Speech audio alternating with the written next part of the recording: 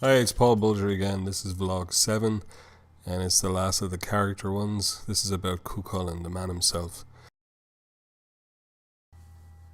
I'm just going to show you a mix here of the original animation designs, how they were translated then into a sort of more graphic design, and then it became a more concept design for a live action film with help from Dermot Power, who's worked on a lot of really cool movies. So what to say about this guy? He's our hero. As an anti-hero, I suppose, because when you meet him first you may not like him a lot, and as a kid he's quite precocious and full of himself, and you know, he's a bit broody. He sits apart from the other kids, won't take part in certain classes, very much his own man from a very young age, but maybe not for the right reasons, you know.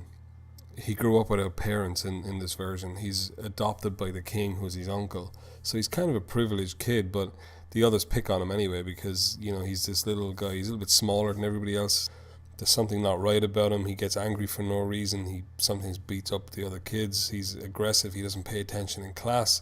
He's very good at sport, so they let him do that. But the older he gets, in our version of the story, the more trouble he gets, you know, because he really does try to live up to the idea of being the ultimate warrior, because from a young age that's all he's ever wanted to be, and he's been living up to all of the steps and the prophecies that have been laid out before him.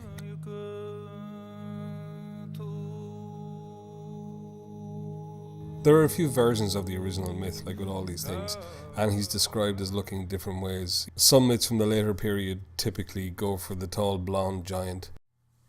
One story that I liked was the phantom chariot of Cú Cullan, and that image always stayed in my head as this black-haired and black-eyed Irish warrior who is inspiring and terrifying at the same time. I just went with the idea of the dark brooding character because it fed into my overall arc of his journey. I always struggled with who is Cú Cullan and why is Cú Cullan and what's it all about and where does he get this berserker thing, this Riastrad in Irish, which is translated as a war spasm. I don't see it as some kind of incredible Hulk moment where he turns into a 12-foot high monster.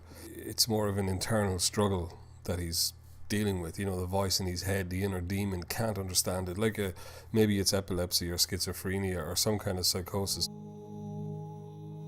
The one thing that comes into his life that seems stable and is able to root him to some kind of peace is Emer. She's strong. She shows him how to be human. Even in this world where warriors are heroes, this guy is still living up to some kind of ideal.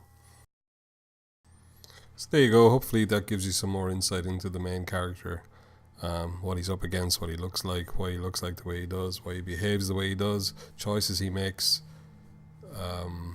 Just trying to make him a more interesting character instead of just a one-dimensional basher and bruiser. Okay, thank you. That's it.